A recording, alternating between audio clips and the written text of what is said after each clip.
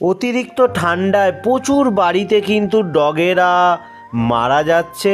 সেই জন্যে আমি এসেছি। এখানেও 5টা বেবি, মানে বেবি না, একটু বড়ই হয়ে গেছে, তারাও কিন্তু ভাইরাস অ্যাটাক হয়ে চলে গেছে। তো সেই কারণে এই বাচ্চাটাকে যদি বাঁচাতে পারি ভালো লাগবে। এরও কিন্তু একটা ডিসটেম্পারের টান আছে আর হাই ফিভার, সেটা আপনাদের দেখাচ্ছি ভিডিওর মাধ্যমে। আপনারা কিন্তু চেষ্টা করবেন, বাড়ির সামনে যারা খাবার দেন চেষ্টা করবেন একটু সেবা দেওয়ার জন্যে। 104.3 টেম্পারেচারটা কিন্তু এই ঠান্ডাতে অনেকটা বেশি। তো যাই হোক, আমি স্যালাইন ইঞ্জেকশন স্টার্ট করে দিয়েছি, দেখতেই পাচ্ছেন।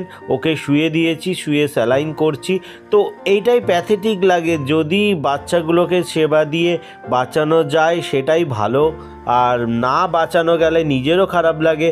আর অনেকে তো ট্রিটমেন্ট করার সময়ই দেয়নি, এনার বাড়িতে 5টা ডগি এরকমভাবে চলে গেছে।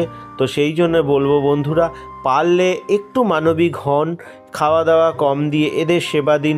আর পারলে বারবার প্রত্যেকটা ভিডিওতে বলি, ভ্যাকসিনগুলো করিয়ে নিন, তাহলে কিন্তু অনেকটা ভালো থাকবে। আপনারা দেখবেন 1 বছর ভ্যাকসিন করিয়ে অনেকটা ওদেরকে ভালো রাখতে পারবেন। আপনার বাড়ির সামনে সব সময় ঘোরাফেরা করবে। আর একে যদি সুস্থ করতে পারি তার ভিডিও আপনাদের সামনে তুলে ধরবো। আর যদি ভিডিওটা ভালো লাগে অবশ্যই লাইক করুন, শেয়ার করুন আর সাবস্ক্রাইব করে আশীর্বাদ করুন। ধন্যবাদ।